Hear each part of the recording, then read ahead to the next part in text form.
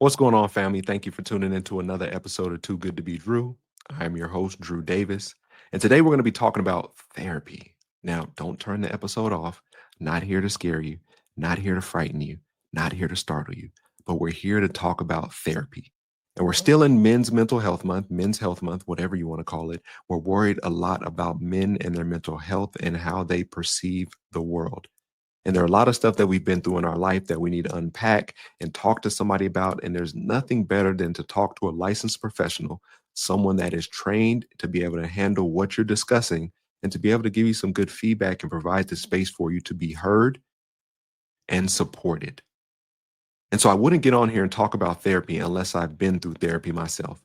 And I'm a life coach. I'm not a licensed professional. So anytime that I'm dealing with a client or a player and they come to me with some kind of mental health stuff that is outside of my qualifications, I'm one of the first people to tell them, I think you need to contact a licensed professional and speak more in depth about this. And I'm one of the advocates for it because I know how athletes, how much student athletes and professional athletes go through with having to separate their life with their identity from what they do. And oftentimes, as a football player, I can attest to this. As far as you being a football player, where you're supposed to be tough and you have to push through a lot of pain, whether on the field or off the field, and you have to show up and you have to be able to compete at a high level and not let outside factors bother you.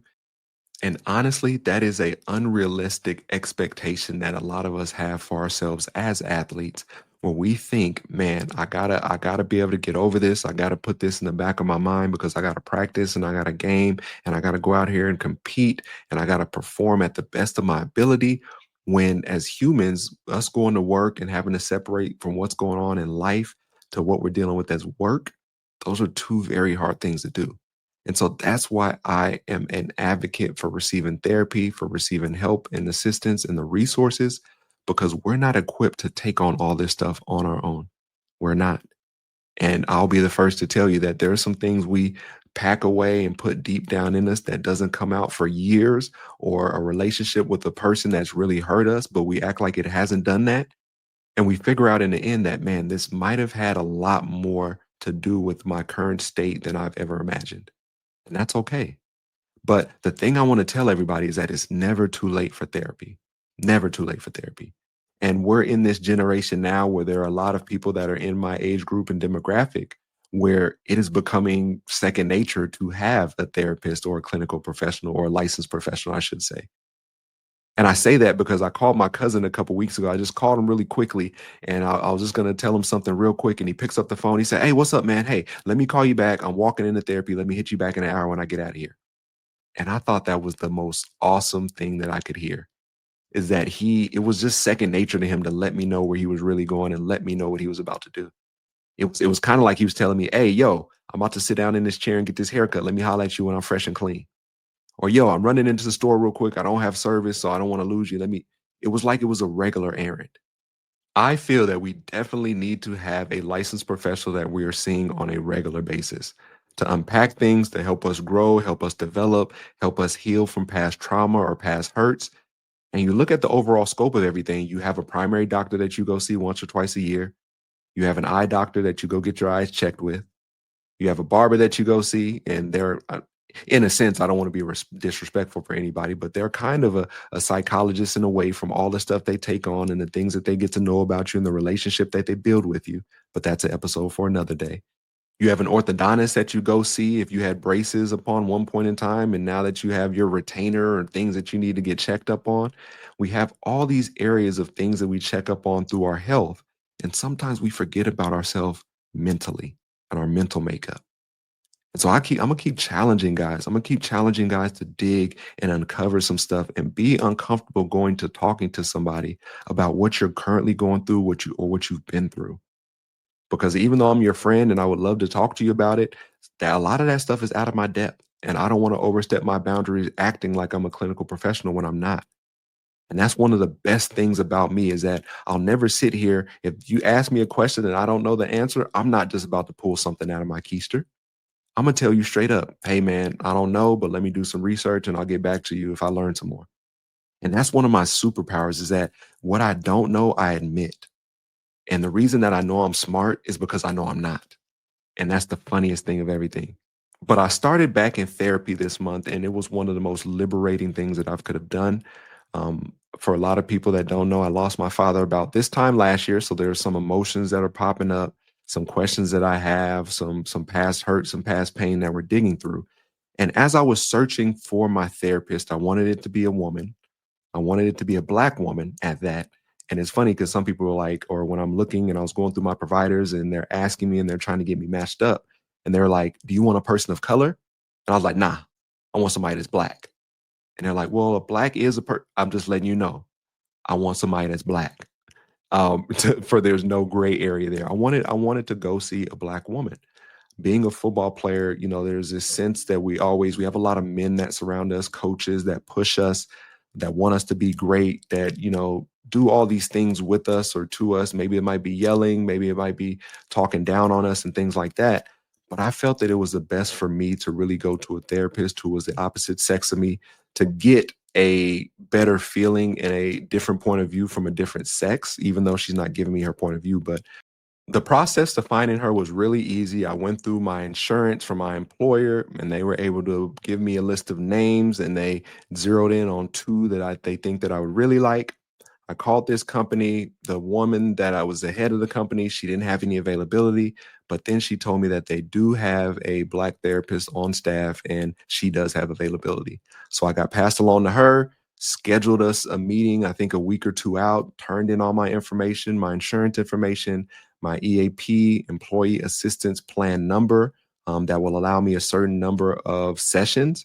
And then from there, we were rolling. And so 2 weeks ago, we had our very first meeting, and it was a little bit of housekeeping stuff and us just getting started, me telling her about my background and my family, recently losing my father last year, and the changes that are coming to our family with losing the head of the family and what that now looks like with a couple with brothers and sisters that I have that are moving around and starting new lives and getting going with what they're doing. We talked about that responsibility of what it's like to now become what my dad usually was, and checking in on everybody or calling and checking my mom and making sure that she's taken care of and everything is good and dandy. And while we're talking about this, and we got into a little bit of talking about my dad, and I'm not going to go super in depth, but therapy is a place where they help you find words or find emotions or find feelings that you've kind of been dodging or burying for the most part. And we talked about my dad a little bit, and I talked about how he didn't come see me play when I was in the NFL. And it was more so this tug of war, I would say, this tug of war of not masculinity. I don't want to say masculinity, but it was a tug of war of wills, I guess. And I don't necessarily know why he didn't come to a game. We never really talked about it too much. I would have paid for the ticket, the hotel, the flight, like everything like that. So the money wasn't a problem.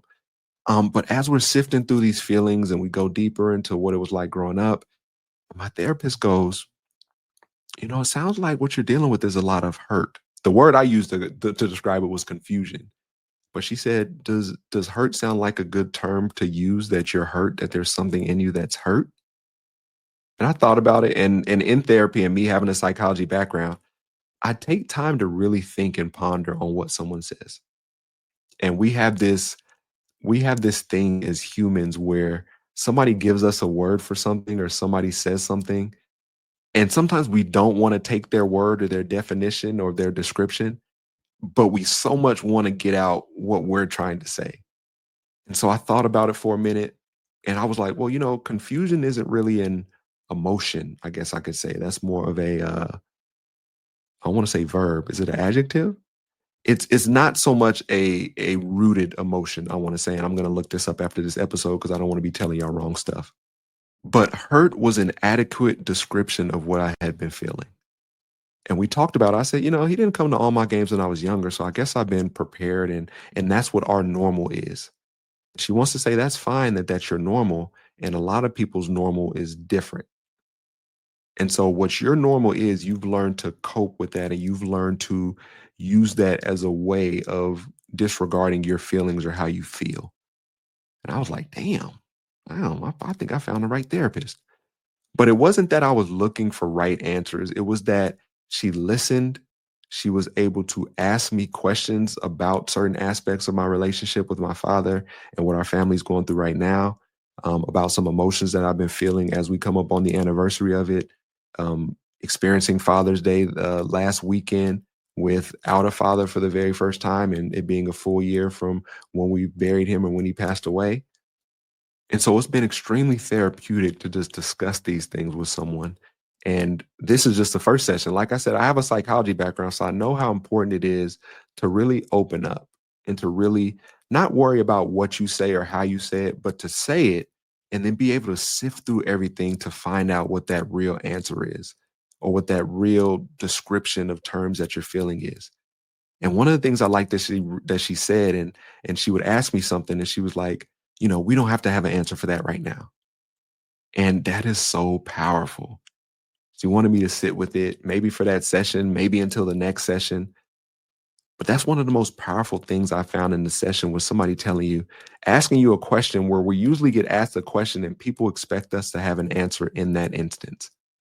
And she said, you don't have to have an answer for that right now. And there may not be an answer. I love that as well. And so I've been able to dig and pull back some layers of who Drew Davis is and what he's going through and kind of the things that he's experienced. And I like where we're headed. I like where I'm going. And so for the men out there that hear this, I hope you put into action to finding a licensed professional to talk to. And not to say that you have to be going through something in this moment of time. Not to say that you have to be in this space where you definitely need to talk to somebody. Just like when you have your barber on call, you go to your barber every 2 weeks because my hair grows like this, and by this halfway through this second week, I'm looking like a little ragamuffin, and then I need to go get right on this Friday or Saturday. It's the maintenance part of it, and that's what you're looking for a therapist or a licensed professional for is the maintenance. To not let all this stuff build up, these problems, these stresses, this trauma, to the point where it releases at the most unexpected and inopportune time. And you also want to take time to build yourself up with a therapist. So when you are dealing with something that's hard to talk about or embarrassing, that you've built this structured relationship that's built on trust, that you can go in and say, this is very embarrassing for me to talk about, but I've talked about so many things with this person that this is, a thing that's in the long line of things that I've already told them. So I'm getting more comfortable with sharing. They've heard about me talk about my family or my dad or some problems or situations that we've been in. It's not me going in cold turkey and having to sit here and talk about something with somebody I don't even know. My therapist and I, we've done back to back weeks where we met on the same day, same time, and I went in person because it was so important for me to have these first couple sessions in person to be able to really get a feel for her, to really place myself in this atmosphere to be uncomfortable. And I was a little bit nervous headed into therapy. It was kind of like I had some butterflies a little bit as far as like, dang, what am I even going to talk about today? What is she going to expect me to talk about? What do I feel comfortable sharing? What's TMI? Is there too much TMI? But my therapist is in Beverly Hills, and now I'm getting myself together where I'm going to have a nice little routine for my therapy days. I'm going to show up maybe an hour before my session, maybe sit down, get some coffee. There's this nice courtyard with this hotel that's right around the street. Sit down with some coffee, my journal, write a little bit about what I'm feeling, maybe what I might talk about in therapy upcoming. Or flip that, maybe I might show up right on time for therapy and write and sit down and have coffee after before I head out of there. But creating this space of self care, this space of being more in tune with myself, this space of being more aware of listening to my heart, my gut, myself, my mind, letting my emotions and my thoughts come out on paper while I'm in nature looking at some trees or some other people doing work, some kids playing in the grass. I'm getting this routine together to be a healthier person and individual for myself and the people around me. And I feel really good about where I'm at. And one of the biggest things about me choosing a therapist, I wanted to make sure I live up north in California, of Northern California. So I wanted to make sure I'm not about to drive down to the city, every other week or whatever it might be to meet with you for 50 minutes, 55 minutes, an hour, and then make that same trek back where I've spent more time in the car, the truck than I have in your office. But it's also in the bigger scheme of things. I wanted to be able to check in with her for a video session as well. And there's some therapists that are out there that they don't allow that. It's, hey, I'm only doing in person. There's some that are only virtually. But I wanted to find that hybrid balance to the point where I can say, okay, I'm going through something this week. I need to talk to my therapist. And I might not be able to make it down to the city, but she has availability and I can sit in my office and have our the same session we would have had in person, where I can still talk to a licensed professional and get the help or the assistance or the resources that I need, or to just vent. So I'm going to keep everybody updated on therapy. I'm going to continue to talk about it, to let you know about the journey.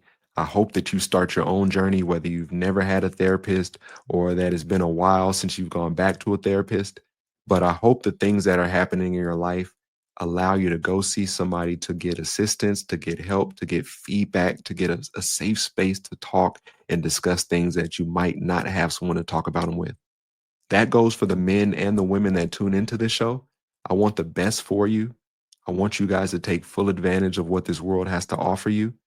And as people, I want you to be living a life that you're proud to live because you've done the work to overcome, to address, to face the tough things or the painful things that have happened in your life. And I hope that helps you become a better you, a better mom, a better dad, a better sister, brother, uncle, aunt, husband, wife, all those major things that we shoot for. I want you to go to therapy to help you. I want you to go to therapy for you in order for you to be the best you for the people around you. So, once again, that's this episode talking about therapy with Too Good to Be Drew. I'm your host, Drew Davis. Please send in questions, send in questions, send in questions. You can ask about this therapy. You can ask me about a lot of things that you guys are going through and receive coaching in real time. The link is in the show notes. Click on that, takes you directly to the website. Fill out that form, send it in. It comes directly to me, and I'll look forward to answering your questions. Stay healthy.